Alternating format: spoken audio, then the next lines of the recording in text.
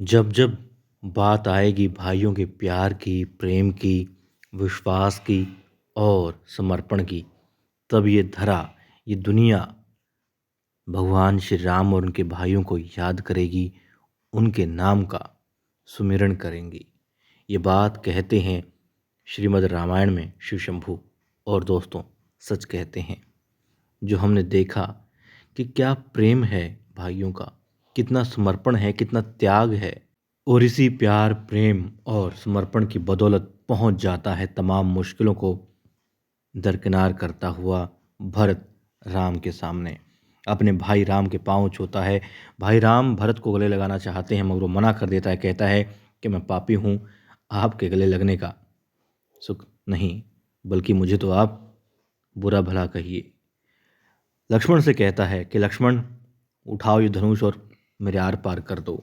माता सीता से कहता है कि आप जो दुख भोग रहे हैं वो इस पापी भरत की वजह से है, इसे दुत्कारो। वो माता सीता से कहता है कि सिर्फ माँ कहा मगर धर्म नहीं निभाया। बहुत कोशिश की, दिल से माँ कहा माता सीता को उसने, वो कहता है मगर नहीं, उसने धर्म नहीं निभाया, कर्तव्य नहीं निभाया अपना। मगर नहीं, सब उसे माफ़ कर देते हैं और प्रभु राम तो राम है, गले लगा लेते हैं अपने भरत को। लक्ष्मण को भी बुलाते हैं, वो भी आ जाता है, गले लग जाता है। फिर शत्रुघ्न भी आ जाता है। चारों भाई एक साथ होते हैं और वहाँ शिव शंभू और माँ पार्वती बात कर रहे होते हैं। कितना प्रेम है, कितना समर्पण है सारे भाइयों में। मतलब आज के दौर में ये चीज़ें नहीं हैं और यकीनन नहीं है। यदि अंश मात्र भी हम सब के अंदर इतना प्यार हो एक दूसरे के प्रति, समर्पण का भाव हो एक दूसरे के प्रति, तो ये दुनिया सच में फिर से सतयुग की तरह हो जाएगी। खैर, आगे अब शत्रुघ्न भी अपनी माता सीता के पांव छूता है, आशीर्वाद लेता है और सब खुश होते हैं वहाँ पर। लेकिन जब पूछते हैं श्री राम अपने भाई से रोने का कारण कि भरत तुम रो क्यों रहे हो, तुम्हारा राम तुम्हारे सामने है, तुम्हारे साथ तो खड़ा है। देखते हैं शत्रुघ्न भी रो रहा होता है। पूछते हैं पिताजी ठीक है ना, उनका स्वास्थ्य ठीक है। अब और ज़्यादा रोने लग जाते हैं। तभी भगवान श्री राम को दिखाई देता है कि उनकी माताएं आ रही हैं, हाथ में कलश होता है। वो समझ जाते हैं और फिर अपनी माता से आशीर्वाद लेते हैं। और दोनों माताओं से आशीर्वाद लेने के बाद में, गले मिलने के बाद में पूछते हैं माँ कैकेयी नहीं आई। अब वो भी आगे आ जाती हैं। और देखिए यहाँ पर भगवान श्री राम ने कहा कि कोई बात नहीं। भगवान कहते हैं कि राजा दशरथ ने बहुत लंबी यात्रा की, बहुत कुछ किया। वो सिर्फ एक राजा नहीं थे, बल्कि उन्होंने जिस तरीके से शासन किया है वो खुद धर्म बन गए हैं। और धर्म कभी मरता नहीं, उसका कभी अंत नहीं होता है। अब माता कैकेयी के पाँव छूना चाहते हैं मगर वो रोक देती हैं, कहती इस पापिन के पाँव मत छू, वो तो माँ कहलाने के लायक भी नहीं है। वो कहता है ऐसा मत कहिए, और यदि आप पाँव नहीं छूने देंगी तो फिर ये राम के लिए बहुत मतलब कि कष्टदायक होगा। अब वो कहती हैं राम, किसी को भी कैकेयी जैसी माँ ना मिले, ये सोचती है, कहती है, और होना भी चाहिए। और फिर ये कहती है मगर ये ज़रूर है कि हर किसी को राम जैसा बेटा मिलना चाहिए। वो कहती है अगले जन्म में भी तुम ही बेटे के रूप में मिलो। जिसे कोख से जना उससे ज़्यादा विश्वास किया तुमने, उससे ज़्यादा प्रेम किया तुमने, और इस कैकेयी ने क्या किया, सब छीन लिया, राजा को भी नहीं छोड़ा। वो कहते नहीं, ऐसा कुछ नहीं है माँ। अब गले लग जाते हैं अपनी माता कैकेयी के। और अब गुरुजी बोलते हैं कि राम, कुछ विधियां हैं जो तुम्हें करनी है।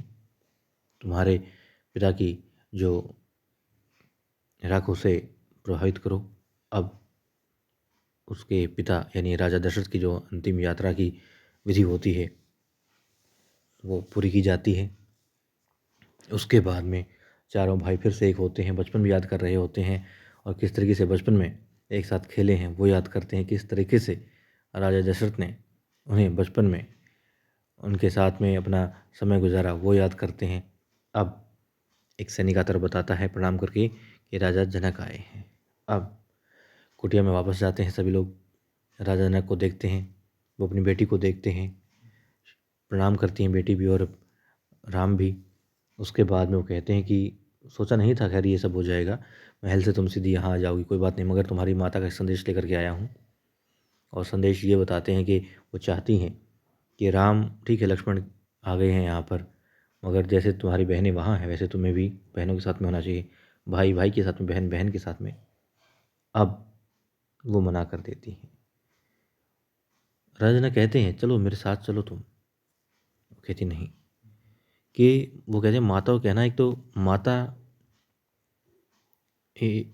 यदि उनकी बेटी को कह रही है तो ठीक है वो मान लेती है बात, लेकिन जानकी तो बात मान लेती मगर राम की पत्नी सीता ये बात कैसे मान सकती है, उसे तो अपना धर्म निभाना है।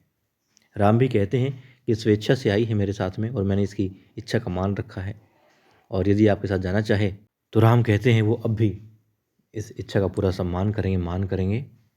मगर माता सीता मना कर देती हैं, वो कहती नहीं, जहाँ मेरे राम वहीं पर मैं, और मैं खुश हूँ, कोई दिक्कत नहीं, कोई तकलीफ़ नहीं है।